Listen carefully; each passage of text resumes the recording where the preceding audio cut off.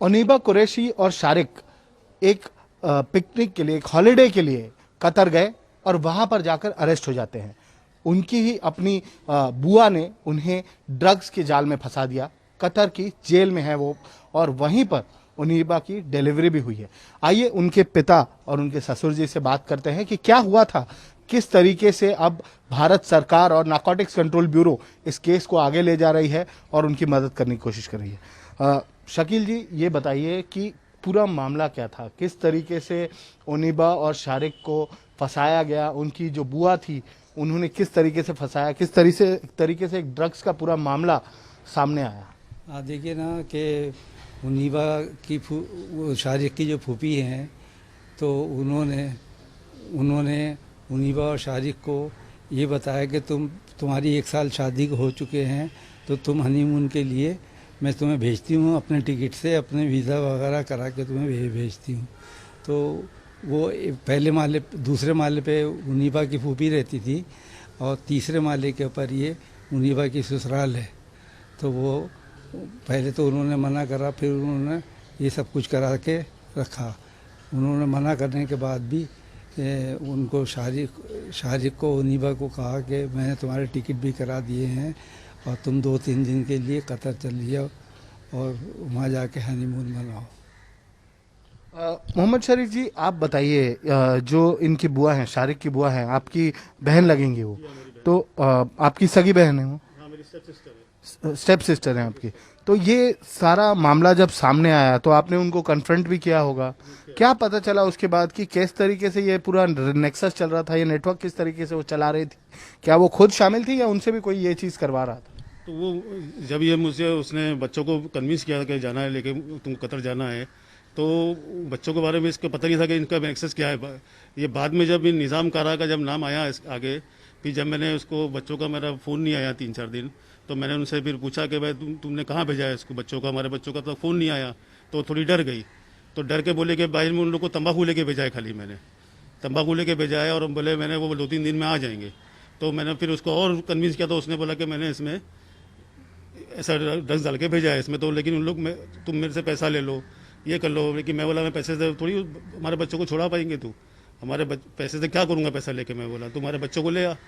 तो बस फिर उसके बाद फिर निज़ाम कारा के बारे में पता चला कि इसने निज़ाम कारा के थ्रू भेजा है बच्चों को हमारे। फिर उसके बाद पता चला कि इसमें और यासीन करके है जो बहुत बड़ा ड्रग्स डीलर है इसका, उसके ज़रिए लोगों ने 3 जनों को साथ में भेजा। उनके पकड़ जाने के बाद जब पता चला कि इनका बहुत बड़ा सिंडिकेट है, तो फिर मैं कतर भागा। कतर भागने में मुझे पता नहीं था कि कौन सी जेल में है वो, ढूंढता रहा मैं उनको। सीधा मैंने स्टार्ट किया एयरपोर्ट से मैं उनको ढूंढते 2 दिन के बाद मुझे पता चला कि ये दुहेल के, कतर के दुहेल के जेल में है। तो दुहेल जेल के बाद जाने के बाद शाम को ढूंढते शाम को 5 बज जाते हैं, तो 5 बजे के बाद जेल बंद हो जाती है वहाँ पे। तो उन्होंने कहा आपके बच्चे यहीं पे हैं, लेकिन आपको मुलाकात नहीं हो पाएगी, इनकी कल 9 बजे कोर्ट में इनकी पेशी है, आप 9 बजे कोर्ट में आना, तो उनसे मुलाकात हो जाएगी। तो जब मैं सुबह 9 बजे कोर्ट में गया, 8:30 बजे गया ताकि उनको पहले कोर्ट में ले आए होंगे, तो उन लोग दोनों मुझे लिपट के बहुत रोए, मुनीबा और शारिक के। बोले डैडी हम लोग को बहुत बुरी तरह फंसा दिया हमारी फूफू ने, तबस्सुम ने। हमने इन पर भरोसा किया कि हमारी फूफी है, इन्होंने हमारे साथ बहुत बड़ा धोखा किया, हमारे बैग में इतना किलो उन्होंने माल डाल दिया। सर, ये जानना चाहेंगे कि वहाँ की कोर्ट का फैसला भी आ गया और ओनीबा और शारिक को सजा भी सुनाई जा चुकी है? जी हाँ, उनका कोर्ट का फैसला आया। क्योंकि उन्होंने कहा कि भाई ये इनके पास मिला है, तो भी अब इसमें कुछ इनके पास सबूत नहीं होता है।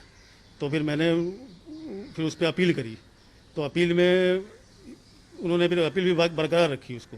अपील में भी उन्होंने वो कुछ उसमें सेंटेंस रिड्यूस नहीं किया उसका। फिर मैं सुप्रीम कोर्ट में अभी अपील फाइल करके आया हूँ। अब रिव्यू में भी वापस से ही वो लोग रिव्यू कर रहे हैं कि ताकि उनको एक जैसे प्राइम मिनिस्टर ऑफिस से लेटर गए हैं, एक्सटेंड से लेटर गए हैं, तो उन लोग थोड़ा उस पर लीनियंसी, एम्बेसी का लेटर भी गया हुआ है उनको, कतर गवर्नमेंट को, तो हो सकता है कि उन लोग थोड़ी उस पर लीनियंसी करें। शकील जी, आपसे जानना चाहेंगे कि नारकोटिक्स कंट्रोल ब्यूरो और प्राइम मिनिस्टर्स ऑफिस भारत सरकार के जो है, ये कैसे आपकी मदद कर रही हैं, कैसे आप लोगों ने इनको अप्रोच किया? मेरे दामाद ने पेपर तैयार किए सब, मैं दिल्ली गया, मेरी वाइफ दिल्ली गई, हमने दिल्ली के अंदर prime minister office, home minister office, foreign minister के और नारकोटिक्स डिपार्टमेंट में सब में हम एप्लीकेशन दिए और कहा कि हमारे बच्चों को छुड़ाया जाए, हमारे बच्चे बेकसूर हैं। उन लोगों ने हमसे वादा किया कि हम तुम्हारे बच्चों को छुड़ाएंगे और हर तरह की उन्होंने मदद का वादा किया। शरीफ जी, ये बताइए कि एनसीबी के अफसरों से आप लोग मिल रहे हैं, किस तरीके की कम्युनिकेशन हो रही है, किस तरीके के एफर्ट्स लिए जा रहे हैं एनसीबी की तरफ से ताकि उनीबा और शारिक जो अभी कतर की जेल में इनोसेंट होने के बावजूद बंद हैं उनको छुड़ाया जा सके? क्या एफर्ट्स ले रही है एनसीबी? एनसीबी आप लोगों की किस तरीके से मदद कर रही है? जी, एनसीबी तो बहुत मदद कर रही है हमारी, और NCB ministry of external affair के जरिए हमारे बच्चों को लाने की कोशिश भी कर रही है, और हमें एनसीबी से बहुत उम्मीदें हैं कि इंशाल्लाह ज़रूर ये कुछ ना कुछ बच्चों का हमारा उन्होंने करेंगे, क्योंकि उन्होंने सब देख लिया बच्चों का रिकॉर्डिंग और जो भी है कि उनको मालूम कि बेकसूर है वो। तो हमसे बहुत उम्मीद है उनसे कि हमारे बच्चों को लाएंगे इंशाल्लाह, और प्राइम मिनिस्टर ऑफिस भी इसमें इंटरवेंट जरूर करेगी ताकि हमारे बच्चे जल्द से जल्द आ सके। एनसीबी के आप डीजी साहब से भी मिले थे, राकेश अस्थाना जी से? भाई साहब, हाँ, मिला था मैं वहाँ। उन्होंने भी मेरे से वादा किया था कि मैं बच्चों को तुम्हारे छुड़ा कर लेकर आऊँगा। अच्छा, अस्थाना जी ने आपसे कहा कि आपके बच्चों को किसी भी तरीके से छुड़ाया जाएगा। तो अभी कौन एनसीबी नारकोटिक्स कंट्रोल ब्यूरो में अब कौन से अफसर यहाँ पर लीड कर रहे हैं, आपकी मदद कर रहे हैं, आपसे कम्युनिकेट कर रहे मल्होत्रा साहब कर रहे हैं। हैं? केपीएस मल्होत्रा जो डेप्यूटी डायरेक्टर ऑपरेशन है। जी, वो कर रहे हैं। शरीफ जी, ये बताइए कि किस तरीके से आगे जो भी कार्रवाई होगी उसमें आपकी कुछ बातचीत हुई है मल्होत्रा साहब से या एनसीबी के अफसरों से कि किस तरीके से आगे वो प्रोसीड करने वाले, क्या प्लान ऑफ एक्शन है? हाँ जी, उन्होंने कहा कि हम हमारे मिनिस्ट्री वही मैंने बताया मिनिस्ट्री ऑफ एक्सटर्नल अफेयर से मदद लेके वो कतर गवर्नमेंट से जाकर खुद पर्सनल जाके बात करेंगे उनसे, और जो भी है उनसे उनका रास्ता निकाल के बच्चों को लाने की फुल कोशिश करेंगे वो। ये थे मोहम्मद शकील, मोहम्मद शरीफ, ओनेबा और शारिक के पिता, जो इस वक्त कतर की एक जेल में बंद हैं। उन्हीं की अपनी बुआ ने उन्हें हॉलिडे पर भेजा, हनीमून पर भेजा, ये कहकर कि आप घूम आइए, आपकी टिकट हम स्पॉन्सर कर रहे हैं, आपकी छुट्टी, आपके घूमने फिरने का खर्च हम स्पॉन्सर कर रहे हैं। पर जो बैग उन्हें दिया गया था उस बैग में ड्रग्स भर के भेजे गए थे। बहुत सारे ऐसे देश हैं जहां पर ड्रग्स के लिए कैपिटल पनिशमेंट तक हो जाती है, उन्हीं में से एक देश कतर भी है। अब नारकोटिक्स कंट्रोल ब्यूरो और प्राइम मिनिस्टर्स ऑफिस पूरी मदद कर रही है इस परिवार की, ताकि वो जो 2 इनोसेंट लोग वहां पर कतर की जेल में बंद हैं और उनका बच्चा भी वहीं पर जन्मा है, उन्हें किसी तरीके से वहां से छुड़ाया जा सके और फिर से भारत वापस लाया जा सके।